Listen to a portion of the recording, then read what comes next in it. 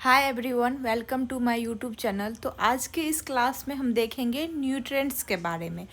Nutrients जिसको हम बोलते हैं पोषक तत्व। तो ये आपके जितने सारे जनरल कंपटीशन के जितने सारे एग्ज़ाम्स होते हैं उसमें सारे में काम देंगे। तो इसलिए इस वीडियो को एंड तक आप ज़रूर देखिएगा और इसको जितना ज़्यादा से ज़्यादा शेयर कर सकते हैं ज़रूर शेयर कीजिएगा। वीडियो को लाइक कमेंट ज़रूर कीजिएगा, चैनल को सब्सक्राइब ज़रूर करना है। तो चलिए हम स्टार्ट करते हैं। न्यूट्रिएंट्स, पोषक तत्व। पोषक तत्व क्या है? पोषक तत्व वह रासायनिक घटक जो किसी व्यक्ति के लिए वृद्धि और विकास के लिए सबसे ज़्यादा महत्वपूर्ण होता है। तो हम यहाँ पे पोषक तत्व का डिफिनीशन देखेंगे। पोषक तत्व, पोषक तत्व, पोषक तत्व क्या है? पोषक तत्व मेन कौन कौन से हैं? पोषक तत्व में जैसे आता है ना, कार्बोहाइड्रेट, प्रोटीन्स, विटामिन्स, मिनरल्स। तो ये सब क्या है? ये सब हैं पोषक तत्व। पोषक तत्व वह रासायनिक पोषक तत्व वह रासायनिक घटक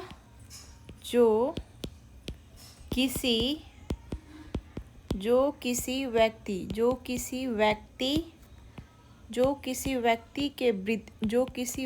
के वृद्धि और विकास के लिए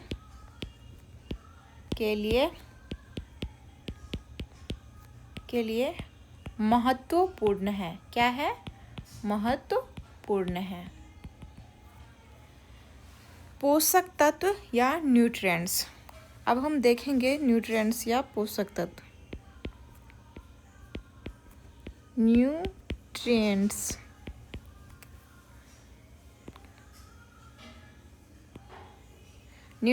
में इसमें जो है किस टाइप के न्यूट्रिएंट्स या पोषक तत्व होते हैं?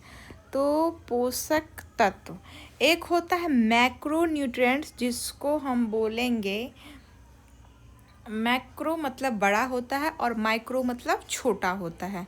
तो एक होता है मैक्रो न्यूट्रिएंट्स और एक होता है माइक्रो न्यूट्रिएंट्स। एक होता है माइक्रो और एक होता है मैक्रो। माइक्रो में क्या होता है? मैक्रो में हम देखेंगे जो बड़ा पोषक तत्व होता है, इसमें जो है यह 1 से 10 mg पर ग्राम सूखी वस्तु चाहिए। इसमें carbon, hydrogen, oxygen, phosphorus, nitrogen, iron, sulphur, calcium, magnesium और पोटेशियम। और जो माइक्रो न्यूट्रिएंट्स होता है यह 0 से 1 मिलीग्राम पर ग्राम सूखी वस्तु में चाहिए। जो बड़े वाले जो पोषक तत्व होते हैं वो 1 से 10 मिलीग्राम पर ग्राम सूखी वस्तु में चाहिए। कौन से न्यूट्रिएंट्स? मैक्रो न्यूट्रिएंट्स, जिसमें कि carbon, hydrogen, oxygen, phosphorus, nitrogen, iron, sulphur, calcium, magnesium and potassium. और माइक्रो न्यूट्रिएंट्स में है यह 0 से 1 mg पर ग्राम सूखी वस्तु में चाहिए। इसमें फॉर एग्जाम्पल इसमें आता है मॉलिब्डेनम, कॉपर, बोरोन, जिंक और मैग्नीज आता है। इसमें माइक्रोन्यूट्रिएंट्स कितने हमें चाहिए? 0 से 1 मिलीग्राम पर ग्राम सूखी वस्तु में चाहिए। इसमें कौन सा आता है? मॉलिब्डेनम, कॉपर, बोरोन, जिंक और मैग्नीज आता है। इसके आगे हम देखेंगे नेक्स्ट स्लाइड पे, और इसके जितने सारे इम्पोर्टेंट क्वेश्चन है वो सब भी हम देखेंगे। अब हम बात करते हैं मैक्रो न्यूट्रिएंट्स की। मैक्रो न्यूट्रिएंट्स न्यूट्रिएंट्स की। किसकी बात करेंगे? मैक्रो न्यूट्रिएंट्स की। इसमें क्या है? इसमें अगर हम बात करें कार्बोहाइड्रेट, इसमें क्या आता है? कार्बोहाइड्रेट्स, इसको हिंदी में ऐसे लिखते हैं कार्बोहाइड्रेट। हिंदी में क्या है? Carbohydrate. Instant source of energy कौन सा है? इंस्टेंट सोर्स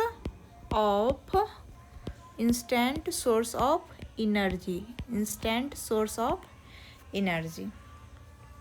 फिर अगर हम बात करते हैं प्रोटीन की,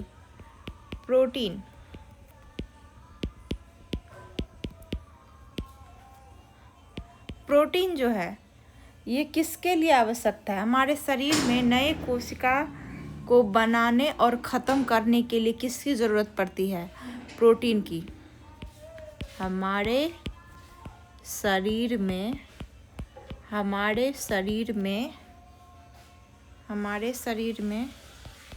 नए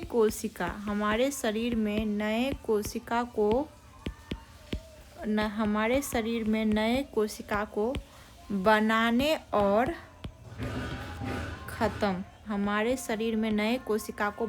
और ख़त्म करने के लिए।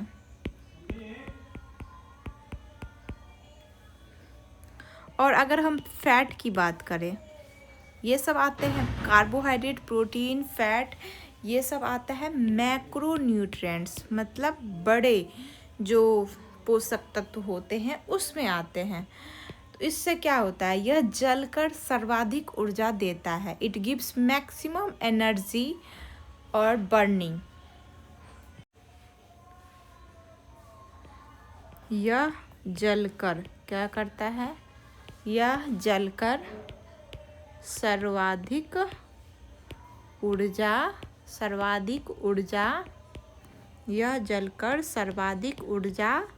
देता है। अब हम देखेंगे नेक्स्ट स्लाइड पर। अगर हम बात करते हैं जल की, किसकी बात करते हैं हम? जल की बात करते हैं। वाइटल फॉर आवर बॉडी, ये हमारे शरीर के लिए क्या है? जरूरी है। हमारे शरीर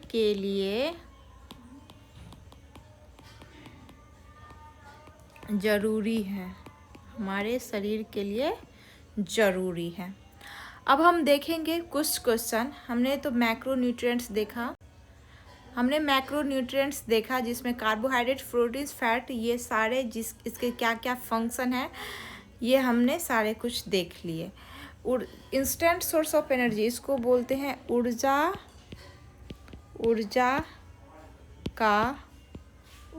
को तुरंत प्राप्त करने के लिए। ऊर्जा को तुरंत प्राप्त करने के लिए कार्बोहाइड्रेट की ज़रूरत होती है। प्रोटीन हमारे शरीर में नए कोशिका को बनाने और ख़त्म करने के लिए। फैट जो होता है यह जलकर सर्वाधिक ऊर्जा देता है। अब हम कुछ डिफरेंट क्वेश्चन देखेंगे जिससे कि ये सारे कॉन्सेप्ट क्लियर हो जाएंगे और जो कि आपके एग्ज़ाम के पॉइंट ऑफ व्यू से बहुत इम्पोर्टेंट है।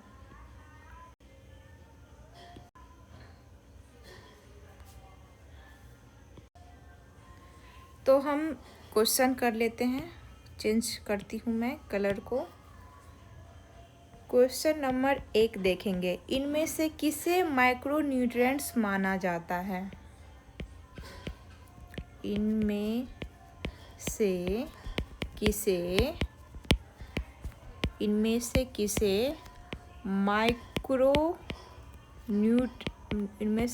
माइक्रोन्यूट्रिएंट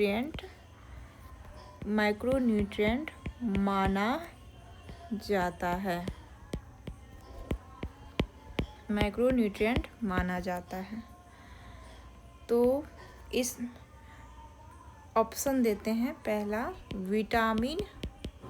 विटामिन ए, फिर ऑप्शन नंबर बी आयरन, फिर ऑप्शन नंबर सी प्रोटीन, और ऑप्शन नंबर डी जिंक। तो किसको होते हैं? प्रोटीन को। किसका होता है? प्रोटीन का।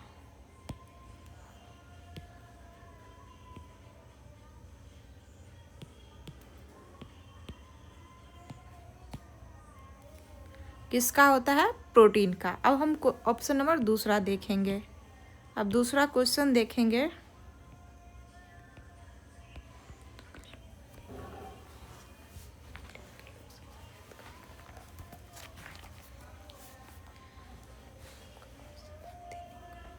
इंसान के शरीर में थायराइड ग्लैंड कहाँ होती है?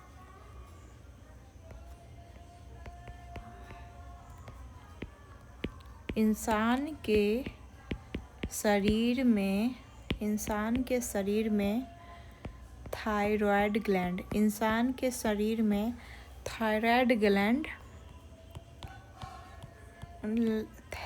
ग्लैंड कहाँ होती है?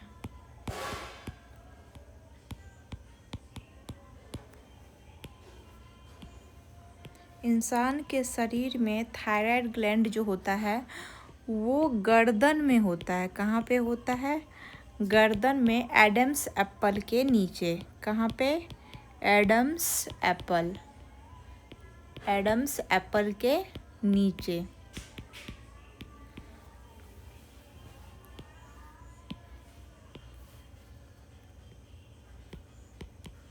इनमें से कौन सा माइक्रोन्यूट्रिएंट नहीं है? इनमें से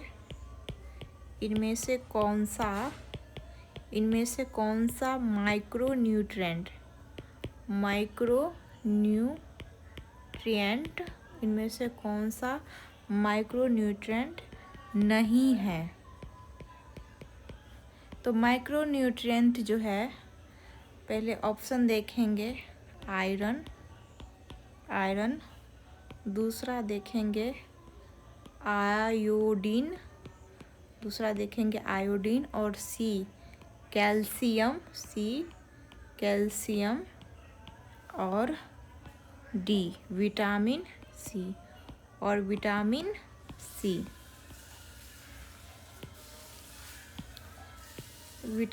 इनमें से कौन सा माइक्रोन्यूट्रिएंट नहीं है? आयरन, आयोडीन, कैल्शियम और विटामिन सी।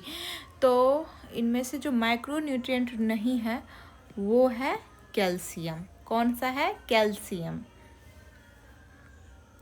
अब हम नेक्स्ट स्लाइड पे देखेंगे दूसरा क्वेश्चन।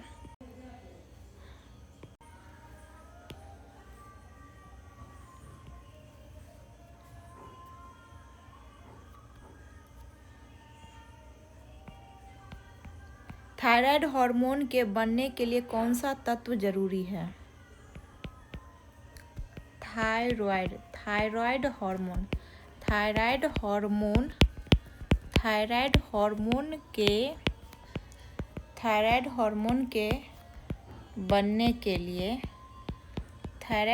के बनने के लिए कौन सा तत्व जरूरी है? कौन सा तत्व जरूरी है थायराइड हार्मोन के लिए? पहला आयरन, दूसरा आयोडीन,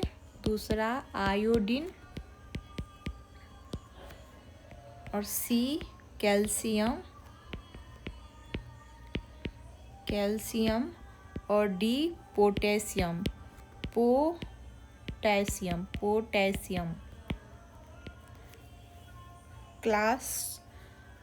क्वेश्चन चौथा में थायराइड हार्मोन के बनने के लिए कौन सा तत्व जरूरी है? Iron, iodine, calcium and potassium. तो थायराइड हार्मोन के बनने के लिए जो जरूरी तत्व है वो है आयोडीन। ये आपको पहले से भी पता होगा, नहीं पता है तो फिर अभी पता कर लेते हैं। अब हम क्वेश्चन नंबर देखेंगे 5। खून का थक्का जमने के लिए कौन सा पोषक तत्व जरूरी है? खून का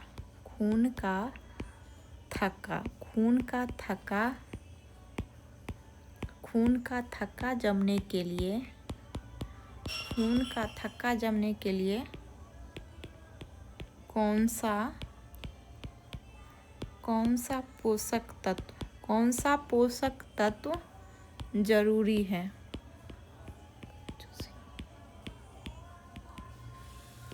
पहला है आयरन, दूसरा है विटामिन के और सी में है विटामिन ए और डी में है विटामिन डी में है विटामिन डी। तो खून का थक्का जमने के लिए जो पोषक तत्व जरूरी है वो है विटामिन के जरूरी है। कौन सा जरूरी है? विटामिन के जरूरी है। किस मिनरल की कमी से एनीमिया सबसे ज़्यादा होता है? तो एनीमिया जो है वो आयरन की कमी से होती है। थायराइड ग्लैंड के पैराफॉलिकुलर सेल्स कौन सा हार्मोन निकालते हैं? कैल्सीटोनिन। कौन सा प्लांट न्यूट्रिएंट माइक्रोन्यूट्रिएंट नहीं माना जाता है? आयरन को नहीं माना जाता है। अब हम देखेंगे नेक्स्ट स्लाइड पे क्वेश्चन नंबर 11। कौन सा पोषक तत्व आयरन के अवशोषण में मदद करता है? कौन सा पोषक तत्व आयरन के अवशोषण कौन सा पोषक तत्व आयरन के अवशोषण में मदद करता है? विटामिन सी।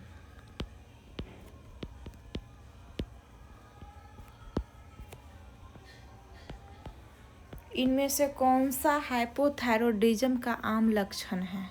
हाइपोथायरॉयडिज्म का आम लक्षण क्या है? इनमें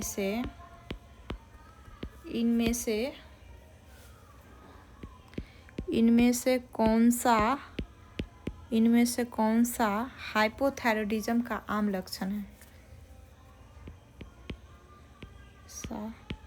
हाइपोथायराइडिज्म। इनमें से कौन सा हाइपोथायराइडिज्म का आम लक्षण है? हाइपोथायराइडिज्म का आम लक्षण क्या है? वजन बढ़ना और ठंड में इंटॉलरेंस। हाइपोथायराइडिज्म का क्या काम है?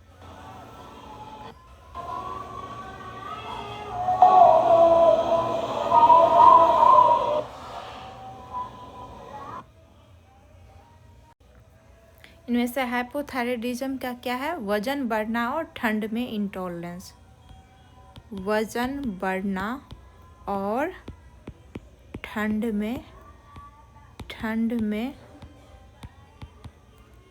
इंटॉलरेंस। ठंड में इंटॉलरेंस।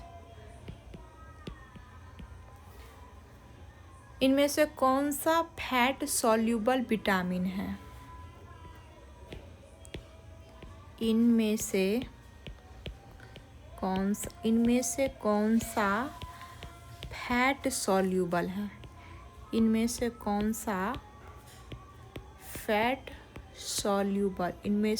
सा फैट सॉल्यूबल विटामिन है? Vitamin A. क्वेश्चन नंबर 14 में अगर हम बात करें, क्वेश्चन नंबर एड्रिनल ग्लैंड से निकलने वाला इमरजेंसी हार्मोन या स्ट्रेस हार्मोन किस हार्मोन को कहा जाता है? एड्रिनल ग्लैंड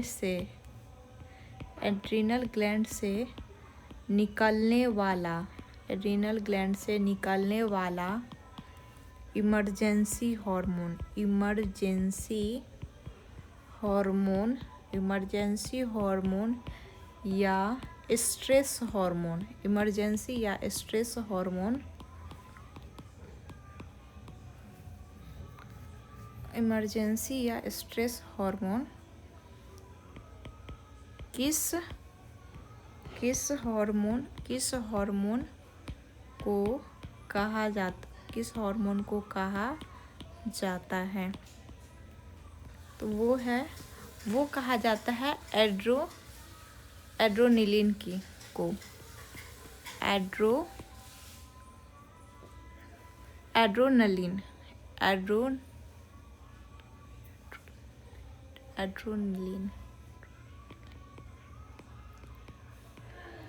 एड्रेनलिन को क्या कहा जाता है? Stress hormone. एड्रीनल ग्लैंड से निकलने वाला इमरजेंसी हार्मोन या स्ट्रेस हार्मोन किस हार्मोन्स को कहा जाता है? एड्रीनलिन को कहा जाता है।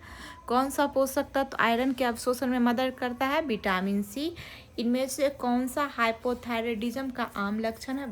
वजन बढ़ना और ठंड में इंटॉलरेंस। इनमें से कौन सा फैट सॉल्युबल विटामिन है? विटामिन ए है। जैसे कि कीड़ा जिसको बोलते हैं, विटामिन कीड़ा, KEDA, कीड़ा। विटामिन के, विटामिन ई, विटामिन डी और विटामिन ए, ये क्या है? ये सब है फैट सॉल्युबल। एक होता है वाटर सॉल्युबल जिसमें आता है विटामिन सी, विटामिन बी के जितने सारे ग्रुप्स होते हैं सारे। तो ये जितने सारे क्वेश्चंस थे इम्पोर्टेंट हमने करवा दिए। Thank you all of you. मेरे से जितना अच्छा हो पाया उतना मैंने अच्छा दिया। आप लोग इसको ज़्यादा से ज़्यादा आगे बढ़ाइए। Thank you.